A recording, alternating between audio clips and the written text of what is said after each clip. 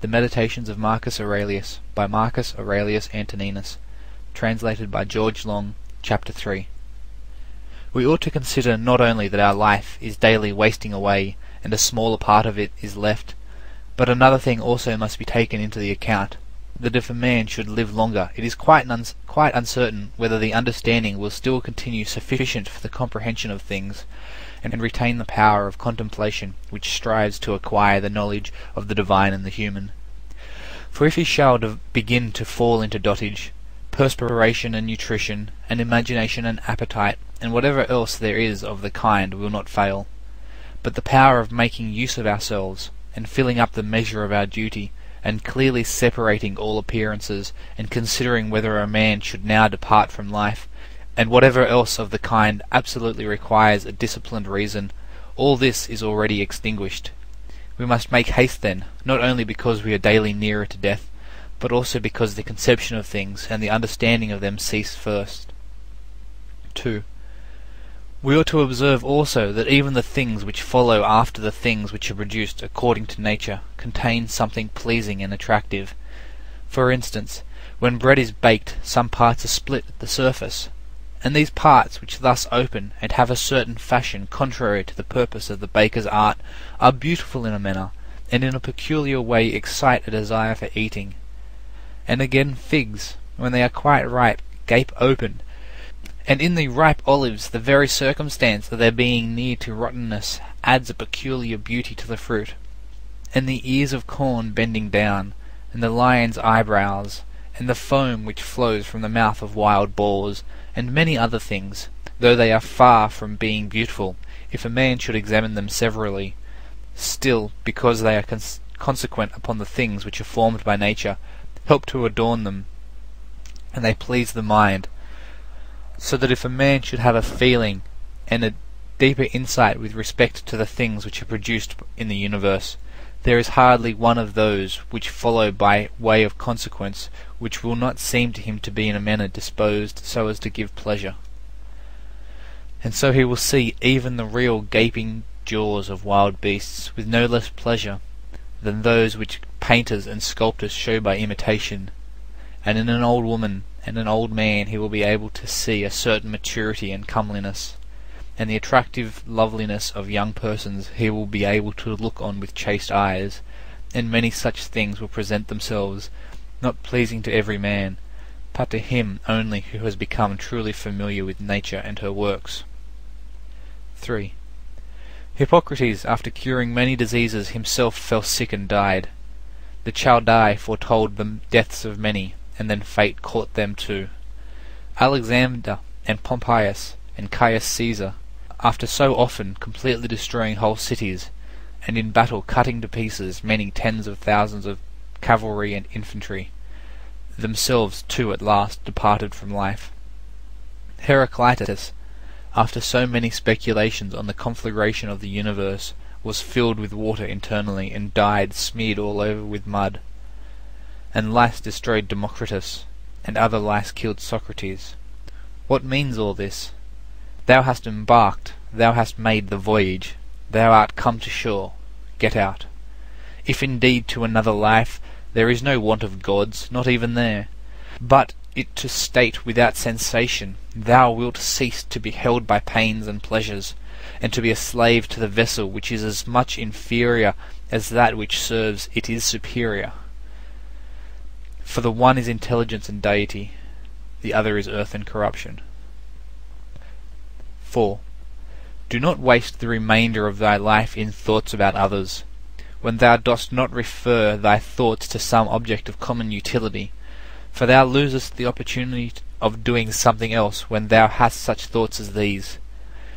What is such a person doing, and why, and what is he saying, and what is he thinking of, and what is he contriving, and whatever else of the kind makes us wander away from the observation of our own ruling power. We ought then to check in the series of our thoughts everything that is without a purpose and useless, but most of all the over-curious feeling and the malignant, and a man should use himself to think of those things only about which, if one should suddenly ask, "What hast thou now in thy thoughts?" with perfect openness thou mightest immediately answer, "This or that," so that from thy words it should be plain that everything in thee is simple and benevolent, and such as befits a social animal, one that cares not for thoughts about pleasure or sensual enjoyments at all, nor has any rivalry or envy and suspicion, or anything else for which thou wouldst blush if thou shouldst say that thou hadst it in thy mind.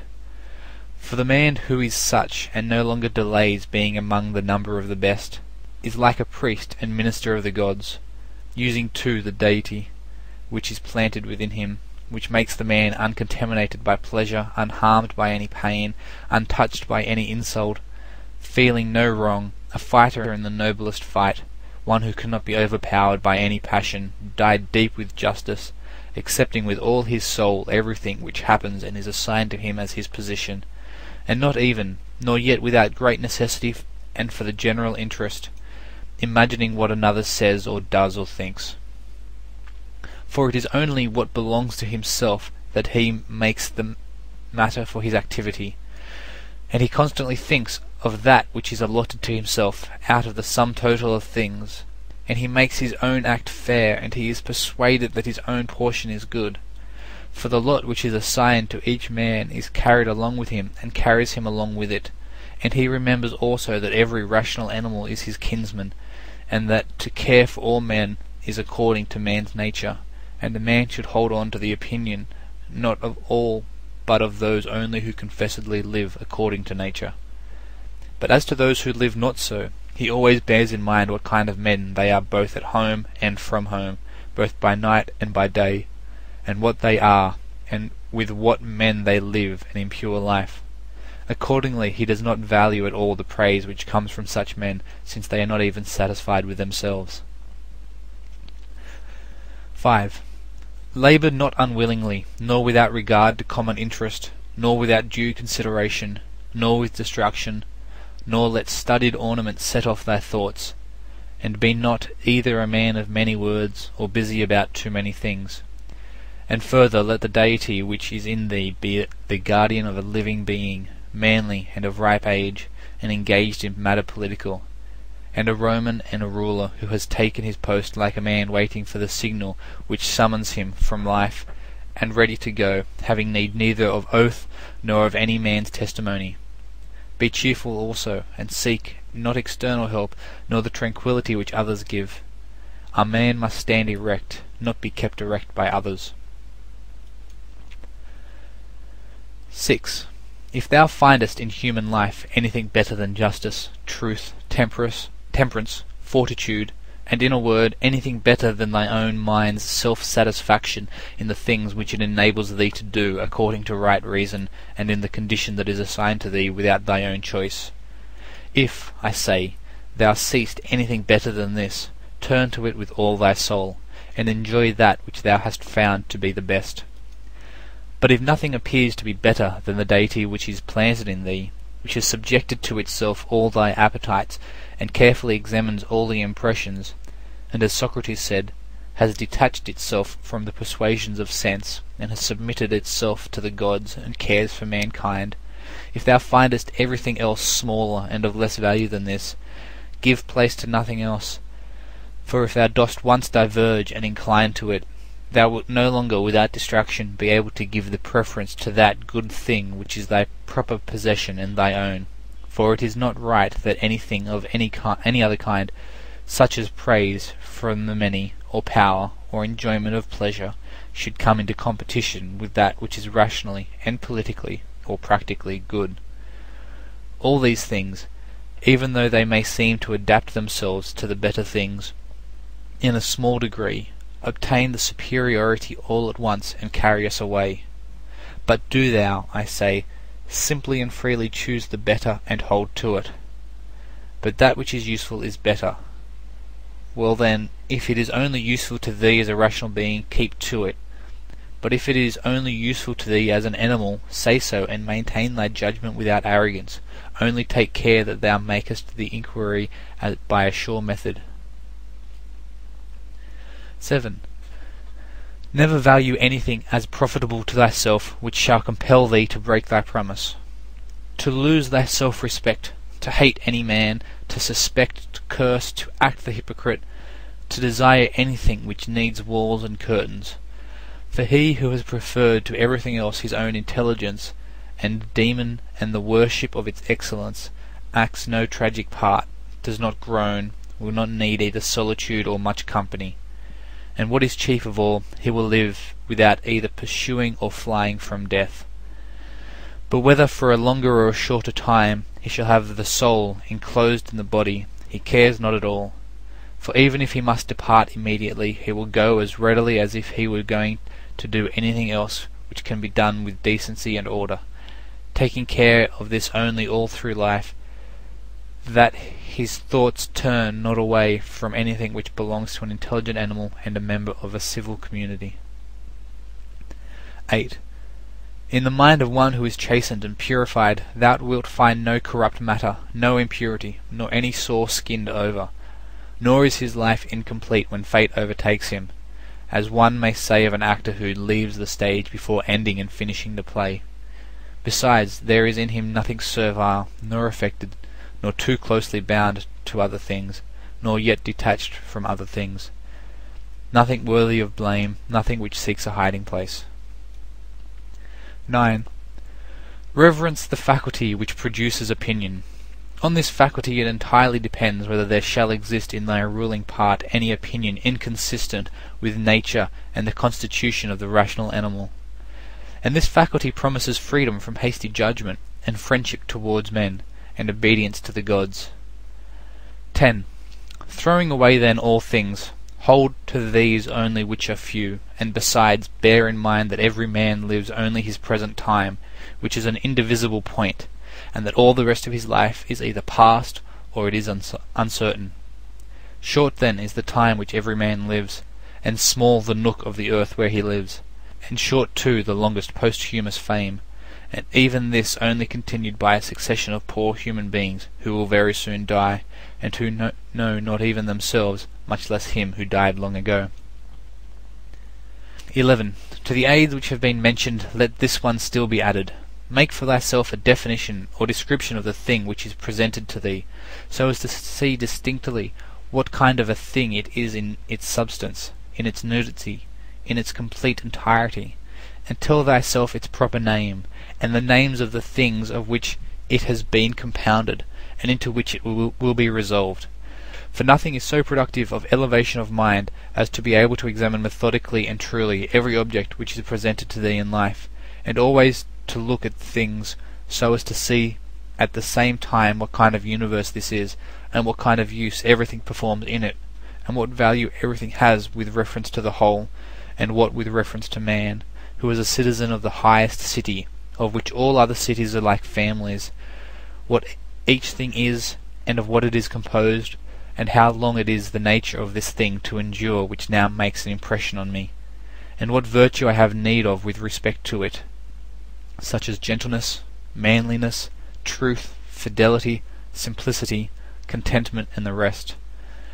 Wherefore on every occasion a man should say, This comes from God, and this is according to the appointment and spinning of the thread of destiny, and such like coincidence and chance, and this is from one of the same stock, and a kinsman and partner, one who knows not, however, what is according to his nature.